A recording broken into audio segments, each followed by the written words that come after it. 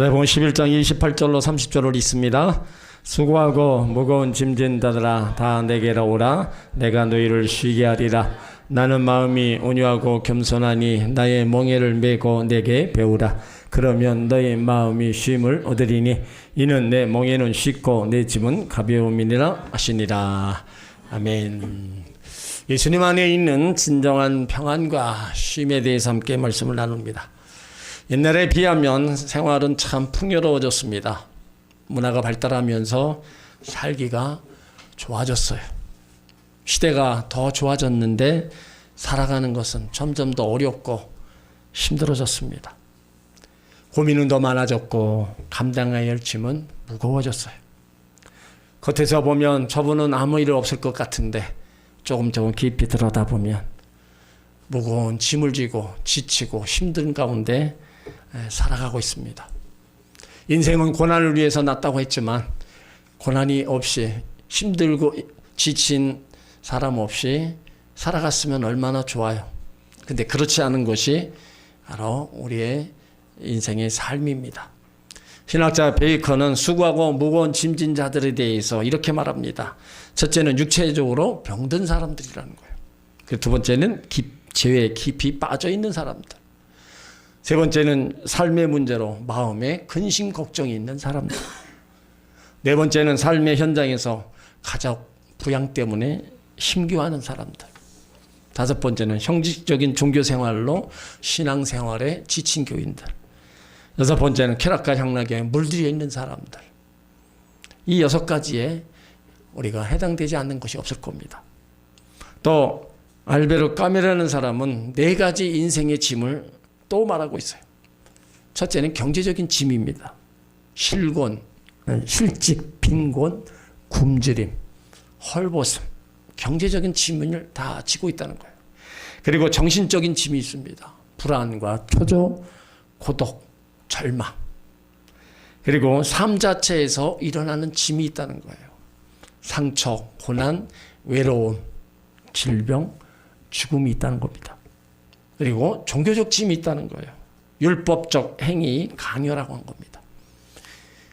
여기 경제적인 짐이나 정신적인 짐이나 삶 자체에 일어나는 짐, 또 종교적인 짐, 이것 또한 우리들이 다 짊어지고 있는 것들입니다. 그러니까 삶의 여러 가지 짐으로 인해서 우리가 피곤하다, 힘들다 그러는 거예요. 이 수고는요, 인간이 처음 죄를 범했을 때 찾아왔습니다. 창세기 3장 16절에 보면 하나님은 범죄한 하와에게 너는 이제부터 수고하고 자식을 낳을 거다. 아담에게는 이제부터 종신토록 땀을 흘리며 수고해야 열매를 얻을 것이라 말씀하고 있어요. 그러니까 수고는 노동이 아니라 고통스러운 노동입니다. 수고하고 무거운 짐을 졌다는 말은 바로 두 가지 개념으로 설명할 수 있어요. 수고한다는 말은 스스로 만들어서 고생하는 것을 말합니다. 고생할 것이 없는데 만들어서 고생하는 사람이 있어요. 이런 고생은요, 스스로 만드는 것인데 그 이유는 욕심 때문입니다. 지나친 욕심 때문에 사서 고생하는 사람들이 있어요. 또 수고하고는요, 삶에 지쳐 피곤한 사람들을 말하는 겁니다. 자기 일에 어려운 일을 당하면서 힘들어하고 피곤해 지친 사람들이에요. 그리고 무거운 짐은 어쩔 수 없이 지고 가는 짐을 말하는 겁니다. 약하기 때문에 피할 길이 없어서 원하지는 않지만 부득이 끌려가면서 억지로 당하는 고통을 얘기하는 거예요. 말과 소처럼 무거운 짐에 짓눌려 지친 상태에 있는 사람들을 두고 말하는 겁니다. 그러니까 이런 모습을 보면 현대인들의 모습이고 다 수고하고 무거운 짐진 자들이라는 거예요.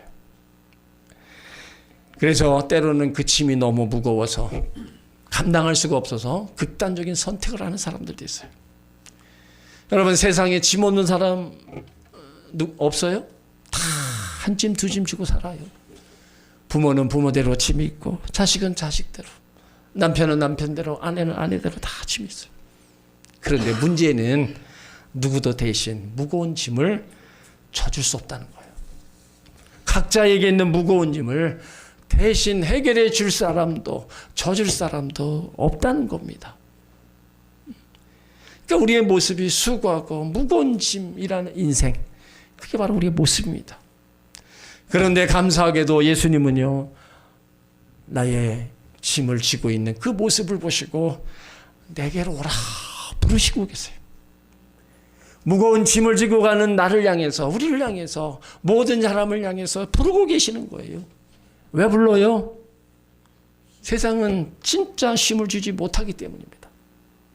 사람들은 그 쉼을 얻기 위해서 여행을 하고요, 취미 생활을 하고, 운동을 하고, 게임을 하고, 쇼핑을, 여러 가지 방법을 선택합니다. 근데 이런 것들은 나쁜 것이 아니라 잠시 피곤을 잊게 하는 겁니다. 그러나 문제는 근본적인 쉼을 주지 못한다는 거예요. 왜 그러냐? 우리의 피곤함은 몸에서 오는 것이 아니라 마음에서 오기 때문입니다. 불안과 걱정, 미래에 대한 두려움, 사람들의 시선, 실패, 상처, 죄책감, 이런 것들이 우리 영혼을 계속 짓누르고 있는 거예요. 그래서 사람들이 잘 먹고 잘 쉬어도요, 계속 피곤한 겁니다. 솔로몬이 세상 부귀영화를 다 누려봤잖아요. 그리고 나서 끝에 고백한 게 헛되고 헛되니 모든 것이 헛되다. 왜 그런 고백을 해요? 그가 누린 것은 잠시였다는 겁니다. 영혼의 쉼은 아니었다는 거예요. 그래서 진정한 쉼은 예수님께 있는 겁니다. 그래서 예수님이 다 내게로 오라 말씀하시는 거예요. 그러니까 쉼은 장소가 아닙니다. 예수님 안에 있다는 거예요. 예수님의 영성은요, 현재에다 초점을 맞추고 있어요. 과거는 지나간 거고요, 미래는 아직 오지 않은 겁니다. 현재의 우리 삶에 가난이 있고 질병이 있고 고난이 있고 저주가 있고 죽음이 있는 거예요. 이런 모든 짐들을 우리가 짊어지고 살아야 되는 겁니다. 그래서 지금 그거 가지고 내게로 오라 말씀하고 있는 거예요.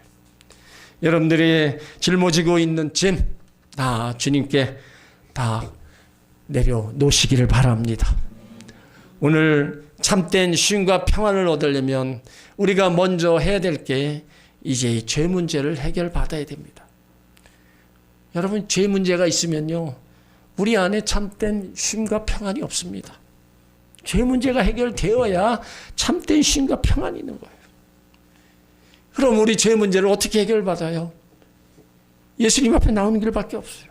그러면 예수님은 그 모든 죄를, 회개하며 기도하는 모든 죄를 다 씻어주신다고 말하고 있어요. 어떤 사람은 죄 문제를 해결하려고 공자를 찾아갔답니다.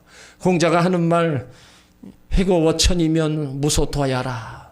하나님 앞에서 죄를 범하면 사함받을 길이 없다 얘기했다는 거예요.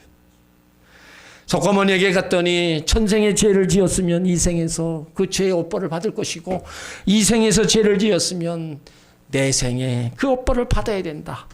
난행 고행으로 죄값을 치러야 된다는 거예요. 참 어렵죠. 그런데 예수님 앞에 나오면요, 우리가 죄를 자백하고 회개하면 용서해 주신다고 말씀하고 있어요. 요한일서 1장 9절에 우리가 죄를 자백하면 저는 미쁘시고 의로사 우리 죄를 사하시며 모든 불의에서 우리를 깨끗게 하신다 말씀하고 있어요. 그러니까 우리가 살면서 죄를 안 질 수 없는데 어떤 죄를 지었다 할지라도 예수님 뺨에 나와서 제가 잘못했습니다 얘기합니다. 용서하여 주시옵소서. 그러면 우리의 지은 죄가 목보다도 더 검고 피보다 붉은 죄라 할지라도 흰들과 양털같이 깨끗하게 하여 주신다는 거예요. 여러분, 이것이 은혜예요. 이사야 1장 18절에 오라 우리가 서로 변론하자. 너희 죄가 주홍 같을지라도 눈과 같이 휘어질 것이요 진홍같이 붉을지라도 양털같이 되리라. 예수 앞에 나오면 어떤 죄, 모든 죄도 용서받음을 믿으시길 바랍니다. 살인 강도도 가늠하다 현장에 끌려온 여자도 예수님 앞에서 다 용서받았어요.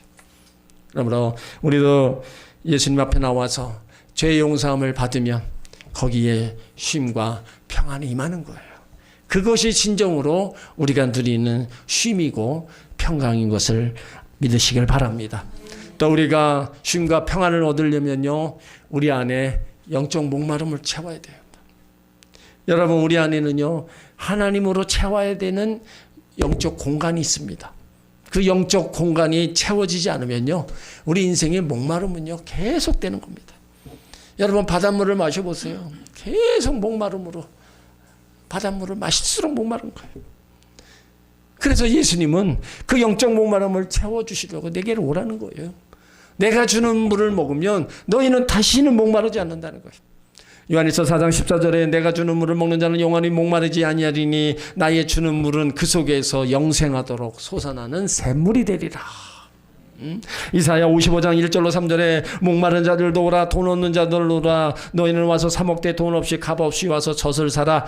사람이 주는 물을 마시는 자는 다시 목마르려니와 내가 주는 물을 마시는 자는 영원히 목마르지 아니하리라.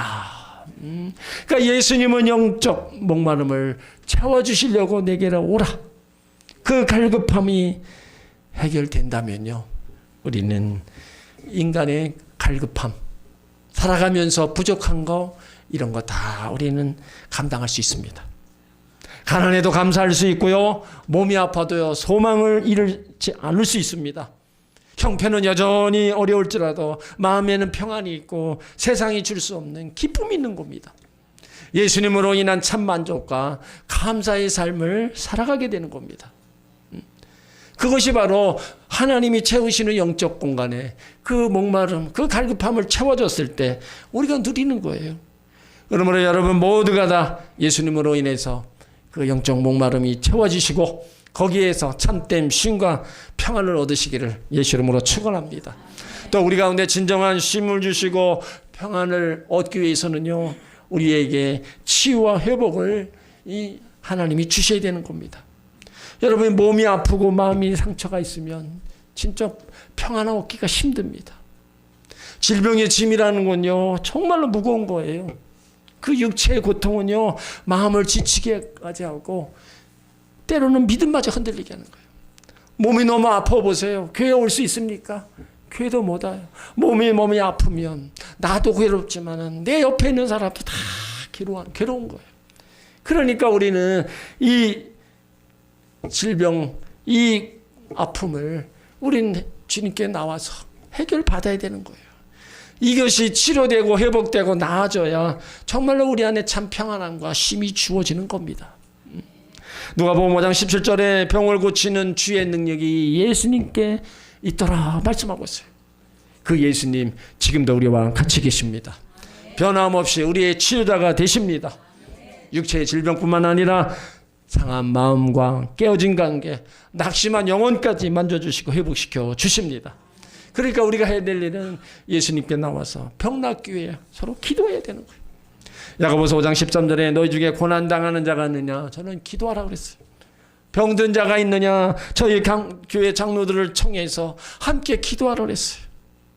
믿음의 기도는 병든 자를 구원하리니 주께서 저를 일으키시리라. 내가 일으키는 게 아닙니다. 믿음의 기도 가운데 예수님이 일으켜 세워주신다는 거예요. 그러니까 우리가 병 낫기 위해서 서로서로 중보해주고 서로서로 기도하는 거예요. 거기에서 우리가 치료되고 회복돼 보세요. 마음이 얼마나 평안하여. 육신의 몸과 마음의 아픔, 이런 것들을 우린 주님 앞에 끊임없이 내려놓고 기도해서 치료받고 회복되고 참 쉼과 평안을 얻어야 되는 것입니다. 그리고 우리의 쉼과 평안은 바로 예수님이 주시는 겁니다. 우리가 살면서 때론 부족한 것이 있다고 그러지만은 정말로 지금 시대에 가장 부족한 것이라고 얘기하면은 쉼이 필요할 겁니다. 많은 사람들이 쉬고 싶다고 많이 얘기해요. 응? 근데 그 쉰 거는요, 쉬어도 또 쉬고 싶은 거예요. 주말에 가서 잠을 자고 어디를 갔다 오고 뭐 휴가도 다녀오고 다 해도 여러분 다음날 월요일날 되면요 여전히 피곤하고 지쳐 있어요. 그 피곤을 풀기 위해서 여러 가지를 합니다. 취미생활도 하고 운동도 하고 여행도 떠나고 맛있는 것도 먹어보고 스트레스를 풀려고 노력을 해요. 물론 이런 게 나쁜 게 아니에요. 다 잠시 피곤을 잊게 하는 거고 몸을 회복시키는 데는 도움이 됩니다. 그런데 이상한 거는 그렇게 쉬어도 마음은 여전히 무겁고 여전히 피곤하다는 거예요. 왜 그럴까요? 우리의 피곤함이 육체에서 오는 것이 아니라 진짜 피곤함은요, 마음과 영혼에서 시작되기 때문입니다. 육신의 불안과 끝없는 경쟁, 미래에 대한 두려움, 실패와 상처, 사람에게 받은 상처, 죄책감, 이런 모든 것들이요, 우리 영혼을 끊임없이 짓누르고 있는 거예요. 그래서 예수님이 육체적 휴식을 말씀하신 게 아니라 영혼의 쉼을 말하고 있는 거예요. 그러니까 예수님이 주시는 쉼은요, 우리 마음속 깊은 곳 찾아와서 우리 영혼을 새롭게 만들어 주시는 거예요. 우리에게 진정한 쉼, 상한 마음과 메마른 영혼이 바로 회복되어야 되는 것입니다. 여러분, 예수님 안에는요, 사랑과 기쁨이 있고요, 참된 부요와 세상이 줄 수 없는 평안함이 있습니다. 그리고 어떤 환경 속에서도 빼앗기지 않는 영원한 쉼이 있는 거예요. 그러므로 우리 삶이 아무리 분주하고 흔들릴지라도 예수님께 나오면 마음의 쉼을 얻습니다. 바로 그 쉼, 그 회복을 바로 예수님이 주는 거예요. 여러분이 참된 위로와 참된 평강을 얻기를 원하신다면 내가 해야 될 일은 예수님께 나오는 겁니다. 그러면 예수님께서 지친 영혼을 위로하시고 새 힘을 주시고 참 평안함을 더하여 주실 줄 믿습니다. 우리가 아는 톨스토이 55세 때 예수님 만나 참된 안식을 얻었습니다. 톨스토이는 기독교를 인류의 자유를 억압하는 하나의 종교로 오해하고 신앙을 오랫동안 떠나 있었습니다. 55세 되던 해에 예수님 만나고 나서 무거운 짐을 다 내려놓고 참된 안식을 얻었습니다. 그의 신앙론에 이런 글이 기록되어 있습니다. 나는 55년 나의 인생 동안 최초 15년 소년기를 제어하고는 안식을 누리지 못하고 살아왔다. 내 나이 18세 되던 해 나의 친구가 내게 찾아와 신이 인간을 만든 것이 아니라 인간이 신을 만든 것이라고 한 말에 설득되어 나는 어릴 적 그리스도를 믿는 신앙을 떠났다. 나는 종교를 포기하는 것이 자유를 얻는 길이라고 생각했다. 나에게 있어서 종교는 속박 그 이상이 아닌 것으로 생각되었기 때문이었다. 그러나 이제 내 나이 55세에 나는 내가 스스로 버린 어머니 같은 신앙의 품으로 돌아왔다. 나는 단순히 종교로 돌아온 것이 아니다. 나의 구주인 그리스도에게로 돌아온 것이다. 그 안에서 나는 처음으로 참된 안식을 발견한 것이다. 여러분도 예수님 안에서 참된 안식을 발견하시길 바랍니다. 어거스틴은요, 하나님 안에서 자신을 발견하기까지는 참된 안식을 누리지 못한다 그랬어요. 오늘 예수님이 내가 너희를 쉬게 하리라, 이 쉼은요, 예수님이 주시는 거예요. 여러분, 육신의 힘은 가정에서 얻습니다. 하루 열심히 수고하고 땀 흘리고 가정에 가서 육신의 힘을 얻어요. 근데 내 마음의 심령 안에 있는 참된 안식과 쉼은 예수님으로부터 얻어야 되는 거예요. 그러니까 우리는 그 쉼과 그 안식을 얻어야 우리가 다시 한번 또 힘을 내서 살아갈 수 있는 겁니다. 그러니까 우리가 그 쉼과 안식을 얻기 위해서는 날마다 하나님 앞에 나와야 되는 거예요. 성도가 있어야 될 자리는요, 성전이고 바로 예수님 품입니다. 성도들이 예수님 품에 있을 때요, 가장 힘이 있을 때고요, 가장 행복할 때입니다. 예수님 품 안에 있을 때가 가장 안전하고요, 참된 쉼을 얻을 수 있는 겁니다. 그래서 예수님이 내게로 오라, 와서 쉬어라. 여러분 모두가 다 예수님 안에서 참된 쉼과 평강을 누리시기를 예수 이름으로 축원합니다. 또 참된 쉼과 또 평안의 문제는요, 모든 우리가 인생을 살아가는 모든 문제들이 해결되어야 된다는 거예요. 여러분, 우리 삶에 일어나는 여러 가지 수고하고 무거운 짐들, 그거 짊어지고 있으면 마음이 평안합니까? 힘을 얻을 수 있어요? 늘 근심 걱정 고초 속에 살아가는 겁니다. 그러니까 진정한 쉼과 평안은요, 내가 짊어지고 있는 여러 가지 그 수고하고 무거운 짐이 해결돼야 되는 거예요. 그래서 예수님은 그 수고하고 무거운 짐을 지고 내게로 와라는 거예요. 오라는 건 뭡니까? 내게 해결해 주겠다는 겁니다. 아무나 오라는 것도 아니고 하나님 자녀니까 내게 가져와라는 거예요. 내게 가져오라는 거. 우리가 주님 앞에 와서 기도로다가 제가 이런 수고하고 무거운 짐이 있습니다. 때론 자녀의 문제가 짐이 있고 사업의 짐이 있고 여러 가지 경제적인 문제, 질병의 문제, 짐이 있습니다. 그걸 기도로 내려놓으라는 거예요. 그러니까 우리 가운데 예수님이 계시니까 우리 얼마든지 또 기도할 수 있는 겁니다. 시편 68편 19절에 날마다 우리 짐을 지시는 주 곧 우리 구원이신 하나님을 찬송하라. 내가 감당할 수 없는 모든 수고하고 무거운 짐 기도로 주님 앞에 맡기시길 바랍니다. 시편 55편 22절에 내 짐을 여호와께 맡기라. 그가 너를 붙드시고 의인의 요동함을 영영히 허락지 아니하시리로다. 시편 37절 5절에 너희 길을 여호와께 맡기라. 저를 의지하면 저가 이루신다는 거예요. 예수님 믿고 의지하면 예수님이 도와주신다는 겁니다. 베드로전서 5장 7절에도 너희 염려를 다 주께 맡겨버리라. 이는 저가 너희를 권고하심이라.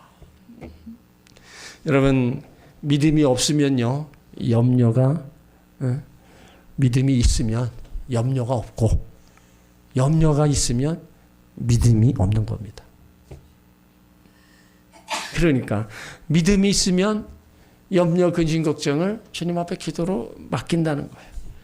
근데 염려만 하고 있으면은 믿음의 행함은 나타나지 않는 겁니다. 그러니까 믿음 있는 사람은 주님 앞에 내 짐을 져줄 수 있을 것을 믿기 때문에 기도하는 거예요. 그러니까 여러분들이 힘들다고만 괴롭다고만 얘기하지 마시고 그걸 예수님께 기도하시면 돼요. 믿음의 기도를 드리면 거기에서 예수님이 응답하시는 것을 보게 되는 겁니다. 그러므로 인생의 짐 때문에 너무 늘려서 산이 많이 그렇게 말하지 마시고 주님 앞에 다 기도로 맡기시길 바랍니다.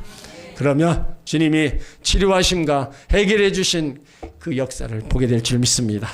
이제 더 이상 염려하지 말고 근심 걱정하지 말고 예수님과 함께 멍에를 메고 예수님의 겸손과 온유를 배우며 힘든 삶을 이겨나가시길 바랍니다. 오늘 29절 30절을 보면 나는 마음이 온유하고 겸손하니 나의 멍에를 메고 내게 배우라. 그리하면 너의 마음이 쉼을 얻으리니 이는 내 멍에는 쉽고 내 짐은 가벼움이니라. 자, 여기서 중요한 말씀은요. 멍에를 메고 나의 온유와 겸손을 배우면 그 다음에 쉼을 얻겠다는 겁니다. 그러니까 멍에는 밭을 갈 때 소 2마리가 어깨에 매는 겁니다. 그러니까 둘 중에 한쪽이 힘이 센 경우 옆에 있는 소는 그냥 따라가는 거예요. 힘센 소가 끌어갑니다. 그 약한 소는 그냥 따라가면 돼요. 그러니까 예수님은 우리가 예수님과 함께 멍에를 매면 예수님이 나의 무거운 짐을 져주시기 때문에 내 짐은 가볍다는 겁니다. 삶에 때를 따라 은혜를 주시고 승리하게 한다는 거예요. 그러니까 멍에를 같이 맬 때 우리가 꼭 필요한 것은 예수님의 겸손과 온유를 배우라는 거예요. 이 온유라는 말은요, 야생마처럼 거칠고 난폭한 성품이었는데 예수님에게서 길들여져서 따뜻하고 부드러운 성품으로 변화된 상태를 얘기하는 거예요. 그러니까 하나님 말씀으로 길들여진 상태가 되어서 순종하는 자가 되라는 겁니다. 또 예수님의 겸손을 통해서 순종을 배워야 된다는 겁니다.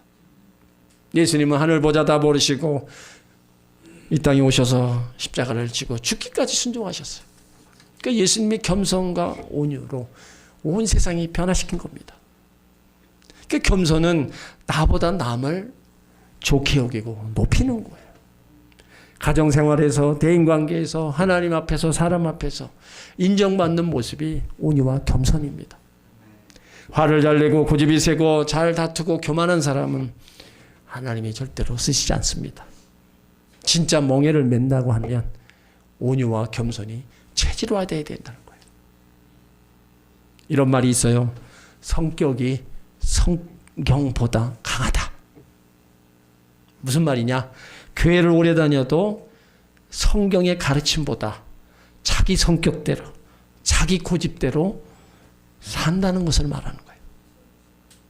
그래서 성격이 성격보다 강하다는 거예요. 성경이 성격보다 강해야 되는데 어떻게 성격이 성경보다 강하냐 이거예요. 여러분 이건 우리 이런 말을 들으면 안 돼요. 응? 교회 다니는 사람은요 온유와 겸손의 옷을 입어야 됩니다. 그 성숙한 인격을 가진 사람이 다른 사람을 변화시키는 거예요. 강하고 고집스럽고 자기만 주장하는 사람 결코 선한 영향력을 끼칠 수가 없는 겁니다. 그 예수 믿는 사람들은 그렇게 살면 안 되는 겁니다. 예수 믿는 사람들은 예수님과 함께 멍에를 졌기 때문에 겸손과 온유로 세상을 변화시켜 나가는 자녀들이 되어야 된다는 겁니다.